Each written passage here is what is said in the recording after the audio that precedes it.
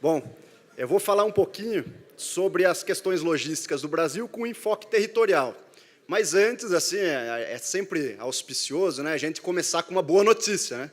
Então, vocês tiveram hoje pela manhã a abertura do evento, o ministro Blairo esteve por aqui, e em primeira mão falo para vocês aí que na saída daqui ele trouxe para a gente uma ótima notícia que foi cassada, né, a liminar que impedia o uso de glifosato nas lavouras. Então, foi caçada, então a notícia em primeira mão, provavelmente ainda nem saiu nos portais aí, então já trago boas notícias de cara.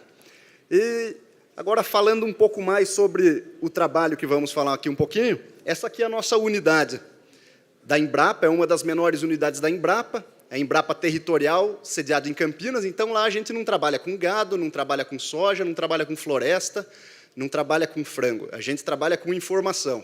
Então, é uma das unidades um pouco diferenciadas da Embrapa, ela presta serviços nas áreas de informação para os governos federais, estaduais, municipais e para os parceiros do agronegócio.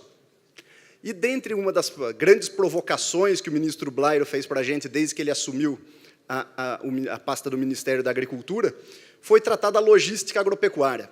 E por que tratar dessa logística? Se a gente pensar em cargas de grande valor agregado, que são containerizadas, elas saem de grandes centros e vão para portos, para exportação. Quando a gente pensa em minérios, a gente tem as mineradoras, e antes mesmo de você começar a extrair os minérios de lá, já tem uma ferrovia ou já tem uma logística toda preparada para o escoamento.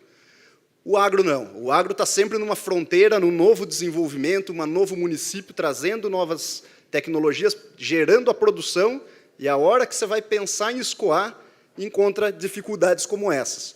Então, o agro pedia por um sistema de inteligência territorial focado em sua macrologística. E foi a partir daí que a Embrapa Territorial desenvolveu esses estudos a serem apresentados. E por que o peso do agronegócio deve ser impactante na tomada de decisão, na formação de políticas públicas e na priorização de obras? Porque a gente segura a balança comercial brasileira, segura o aumento do PIB, segura a geração de empregos. Agora, a gente acabou de gerar mais 170 mil empregos, segundo o último levantamento do IBGE. Então, é impactante e é importante a gente pensar em como sanar as dificuldades, em como promover uma logística adequada para o escoamento dessa produção, seja para os terminais de exportação, seja para o abastecimento do mercado interno. Então, a gente é um grande produtor, grande exportador, tem grande participação no mercado, mas sofre em termos de competitividade. O nosso agricultor é menos remunerado pelas suas produções devido às falhas pós-porteira. E, além de produzir toda aquela imensidão de alimentos que já alimenta mais de 1,5 bilhão de pessoas ao redor do mundo, a matriz energética brasileira também agradece ao agro. Se a gente pegar os principais países do mundo, os grandes países produtores do mundo, eles, em média, 10% da energia deles é de fontes renováveis. No mundo, isso é 13,5%. No Brasil, isso chega a incríveis 41%. 41% de toda a matriz energética brasileira é renovável, sendo que desses 41%, 70% quase vem do agro. Então, o agronegócio brasileiro corresponde a 28% de toda a nossa matriz energética, sendo que a cana-de-açúcar aqui, a cana-de-açúcar aqui, com 16%, quase 17%, é mais do que toda a geração de energia da matriz energética brasileira, não de energia elétrica, da matriz energética brasileira, do que toda a produção por hidrelétricas. E um potencial produtivo como esse, uma vastidão de tecnologias empregadas no campo, sofrendo com falhas no escoamento de sua produção. Então, aqui eu vou detalhar o principal slide da apresentação, é de como a gente estruturou esse sistema da macrologística agropecuária. Ela passa por 3 partes principais, todas elas já codificadas. Então, nós trabalhamos com 10 produtos da agropecuária, mais um brinde aí, que seria a soma de soja e milho. Tá? E dentro desses produtos, a gente analisa a dinâmica temporal, as séries temporais dos últimos 26 anos, sobre área, produtividade, produção e valor da produção. Só nessa aba de produção agropecuária dentro do nosso site é possível gerar mais de 350 mil mapas instantâneos nos recortes territoriais de Brasil, estados, regiões e microrregiões. E aqui a gente tem, por exemplo, um caso da bovinicultura, como é a distribuição espacial da produção dos bovinos no Brasil. Esse aqui é onde representa 75% da nossa produção de bovinos. E, em contrapartida, uma cultura, uma criação que tem grande dispersão territorial, em contrapartida com a produção de cana-de-açúcar, por exemplo, que é concentrada no eixo centro-sul. Além disso, a gente tem todas as malhas geocodificadas do Brasil, informações oficiais sobre rodovias, ferrovias, hidrovias, armazéns, além de outras camadas como cooperativas, unidades de processamento, esmagadoras, usinas, tudo isso geocodificado. E essas interações são possíveis porque todos esses dados estão compilados numa mesma base de dados. Então, tudo isso foi padronizado e colocado numa base de dados padronizada que pode ser disponibilizada para o público para gerar os seus próprios estudos ou para a realização dos estudos da Embrapa, como foi o caso da delimitação das bacias logísticas, que eu vou falar mais para frente, e também como é o caso dos estudos de fluxos de cargas. Mas tudo isso só foi possível devido à padronização e à organização dessas bases de dados por meio de georreferenciamento. Aqui é um dos exemplos que a gente dá das maiores bases de dados que a gente tem, que é a de exportação de produtos agropecuários.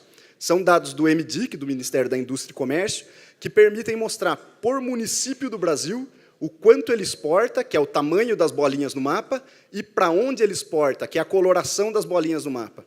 Isso é extremamente importante para a gente gerar as matrizes de origem e destino desses produtos agropecuários. Então, pegando um caso aqui de uma localidade aqui no Mato Grosso, do estado do Mato Grosso, que tem problemas de escoamento de safra, a gente faz o cruzamento dessas bases de dados com imagens de satélite.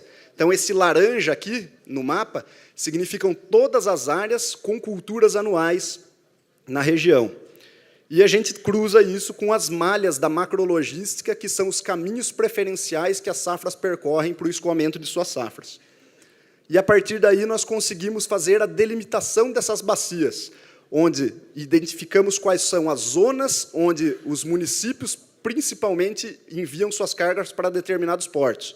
Então, se a gente pegar aqui em cinza, por exemplo, esses municípios que constam em cinza no mapa, eles preferencialmente enviam suas cargas para o Porto de Santos. Os que estão aqui em salmão, preferencialmente, enviam suas cargas para os portos do eixo sul, que aqui no estudo foi caracterizado como Paranaguá e São Francisco do Sul. E assim por diante para cada um dos portos, cada uma das regiões. Isso nos permitiu fazer a delimitação inédita das bacias logísticas de escoamento. Elas perfazem todo o Brasil e mostram quais são as principais rotas que cada um dos municípios brasileiros utilizam para o escoamento de grãos. E isso deu a oportunidade para a gente realizar estudos específicos para cada uma dessas bacias. Então, você consegue, com essas delimitações e com essas bases de dados, entender por que a movimentação da safra se dá por determinados portos e o quanto cada uma dessas bacias produz, exporta e exporta por dentro dela. Ou seja, você também consegue verificar qual é a efetividade do desenho dessas bacias logísticas e como uma bacia compete com a que está logo ao lado. Então, isso pode proporcionar, por exemplo, para determinadas bacias, estudos específicos de obras que aumentem a competitividade da sua bacia de captação. Isso é fundamental para o planejamento estratégico do Brasil, para o planejamento estratégico dos portos, mas sempre levando em consideração a competitividade para o agricultor. Então, independente de quem vai realizar esse tipo de obra, se é o governo federal, municipal, estadual, se é a iniciativa privada, todas elas têm como base o princípio único do aumento da competitividade para o agricultor brasileiro. Mas entender essas bacias de forma interna não basta. A gente também tem que conhecer para onde essas cargas estão indo. Então, se a gente tem a origem dessas cargas, que é o agricultor nosso, nós temos que conhecer o destino. O destino no Brasil é os portos, mas é fundamental conhecer o destino do destino dessas cargas, que é quem é o mercado consumidor. Então, muitas vezes a gente percebe que, foi comentado anteriormente, que a logística é um papel indutor também no avanço tecnológico. Mas, quando você aumenta muito a qualidade logística para a exportação, você pode perder um pouco de valor agregado na exportação de commodities com menor valor agregado. Mas a gente tem que pensar lá no destino do destino. A China, que corresponde a 77% das nossas importações de grãos, principalmente de soja, ela tem a demanda interna dela por importação de farelo, ela tem a demanda por importação de óleo, porque quem manda no mercado é o demandante, e não quem oferece. Então, o Brasil tem que pensar muito nisso também, em estratégias de acordos bilaterais, como foi o caso da recente viagem do Ministério da Agricultura para a China, para tentar negociar que uma parte das nossas exportações seja transformada dentro do nosso país. Isso é uma inteligência para fazer competição ou para fazer acordos bilaterais com o mercado externo tão pujante como a China. E todas essas bases de dados resultaram na publicação. Então, em março desse ano, a gente fez a divulgação oficial para os nossos parceiros dos setores governamentais em Brasília. O ministro Blairo fez o lançamento dessa plataforma. E, este mês, nós estamos lançando ela para os nossos parceiros do setor privado. Então, é uma plataforma online que está disponível no site da Embrapa, embrapa.br/macrologística, e ela conta com 4 grandes bases de dados de produção, de exportação, os caminhos que essa safra percorre e as bacias logísticas, além de um brinde, aí, um bônus que a gente deixa, que são todos os estudos logísticos que já foram entregues para o Ministério da Agricultura e para a Secretaria-Geral da Presidência da República. Aqui vou passar um pouquinho por cada uma dessas abas. O ideal seria a gente navegar aqui, poderia ter uma maior interatividade, mas, fazendo de forma estática, a gente tem essa aba de produção agropecuária, levando em consideração aqueles 10 produtos que eu mencionei anteriormente. Temos também todos os recortes territoriais possíveis. Então, a gente agradece muito ao IBGE, na presença do Dr. Florido aqui, pelo fornecimento desses dados, ou pela disponibilidade gratuita do IBGE por todos esses dados, que a gente simplesmente repassa em outro formato aqui para vocês, e dentro de todas essas divisões territoriais. E isso a gente consegue gerar dados cartográficos, dados tabulares e dados numéricos. Todos eles disponibilizados com uma base para download direto e remetendo ao site do IBGE. Então, aqui a gente tem, por exemplo, a evolução da produção de soja no Brasil. E, clicando em qualquer um dessas barras, você tem o detalhamento de qual foi a produção dentro delas. Temos também mapas estatísticos, onde a gente consegue gerar mapas de concentração dessa produção, indicando quais são os quartéis, ou seja, todas as micro-regiões constantes nesse mapa, de cor azul, elas concentram 25% de toda a produção de soja do Brasil. São apenas 6 micro-regiões. E, somadas com as cores em verde, representam 50% da produção, e, somadas as 3 cores, representam 75% de toda a produção de soja no Brasil. E esses dados também estão disponíveis na forma numérica, tabular, prontos para download.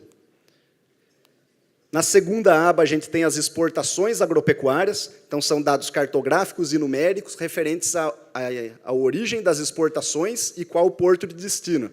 Então, clicando e também acesso a todos os dados dos portos que também realizam essas exportações. Tem um detalhamento de cada um desses portos.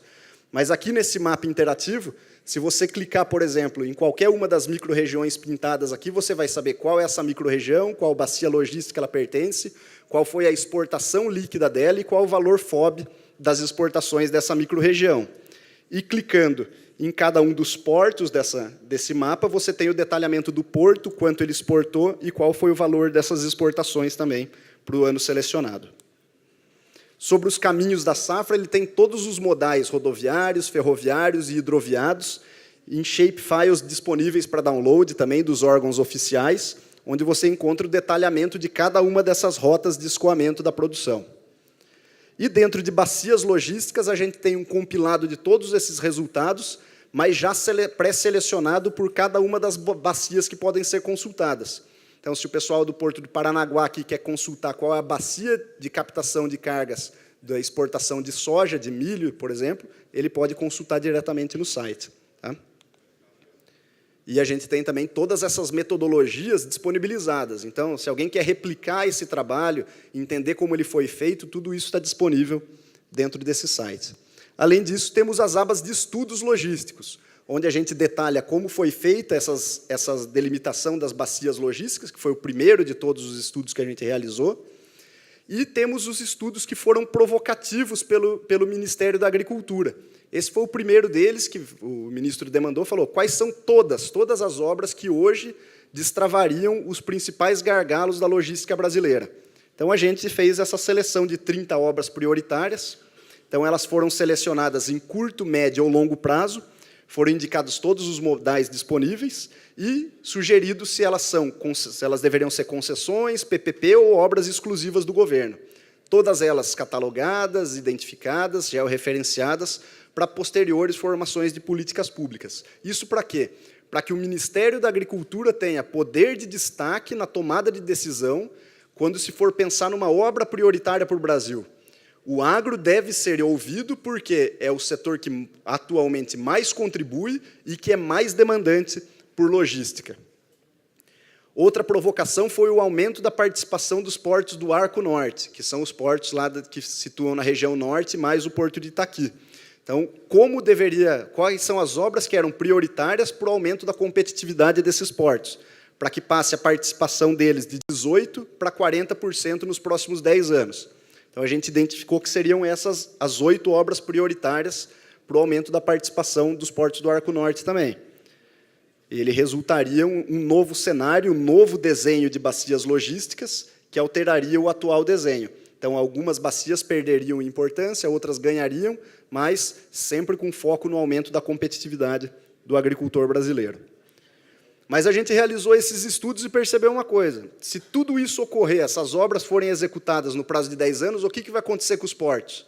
Os portos do Arco Norte não dão conta, mesmo com as expansões já previstas dentro dos cronogramas de cada um deles. Então, a gente percebeu que ficariam aí 4 milhões de toneladas lá no Arco Norte, sem saber para onde ir. Então, ainda existe uma dependência também de novos terminais e novos investimentos em terminais portuários também. Esse também é um outro estudo que a gente realizou para quantificar o número de fretes que o agronegócio movimenta no Brasil hoje. Então, hoje tem um papel fundamental, ainda mais devido aos acontecimentos recentes, aí, o tabelamento de frete, entre outros problemas que a gente tem tido recentemente. Então, a gente fez um levantamento para todas as cadeias agropecuárias brasileiras e também levando em consideração os fertilizantes da retrologística. Então, o agro hoje movimenta anualmente cerca de 42,7 milhões de fretes. Tá? Só para exportação, esse número chega a quase 1 milhão. Então, pensar em logística é pensar no agro. Não existe outra forma de pensar em logística senão pensando no agro para dar subsídio para o aumento da nossa competitividade. E esse foi o último estudo que a gente realizou, mais recente deles, que foi solicitado pela Secretaria-Geral da Presidência da República, também identificando intervenções prioritárias, não só para o mercado externo, mas também para o mercado interno. Todas elas detalhadas e entregues, e vocês podem consultar maiores detalhes sobre essa dentro da aba de estudos logísticos da nossa página. E as próximas etapas? O que a gente tem pensado para o futuro? A gente pensa em trabalhar cada vez mais com a questão da retrologística. Então, o porto aqui de Paranaguá, por exemplo, tem uma importância gigantesca na retrologística, na entrada de fertilizantes para o Brasil e em como fazer a melhor distribuição desses fertilizantes para o Brasil. Tá? E também pensamos em avançar em novas perspectivas, não só cruzando informações sobre obras prioritárias, mas agregar o valor da tomada de decisão ao agricultor, mostrando para ele qual é a melhor rota a ser percorrida naquele momento para a sua safra, para o seu produto específico. Seria mais ou menos, a gente faz um jabá aí de graça para eles, mas seria como se fosse o Waze da macrologística agropecuária. A gente já consegue trabalhar com isso, mas sem uma periodicidade ou uma informação tão rápida como o agricultor precisa. Hoje a gente precisa da informação em tempo real, o frete em tempo real, o caminho em tempo real. Hoje a gente consegue trabalhar com bases de dados mais estáticas e responde para ele a tomada de decisão com algum tempo. Mas isso precisa ser 24 horas por dia, a hora que o agricultor quiser, a hora que ele tenha disponibilidade. Então, a gente precisa evoluir quanto a isso ainda. Então, esses são os beneficiários que a gente tem pensado, todos esses parceiros do agronegócio que têm contribuído com essas pesquisas da Embrapa Territorial. Então, a gente deixa muito obrigado para eles e também um muito obrigado para toda a equipe, não só da Embrapa, mas como do Ministério, como parceiros do agronegócio, parceiros de consultoria, todos esses que fazem parte desse estudo. Então, deixo aqui meu muito obrigado a todos e fico à disposição do moderador. Obrigado.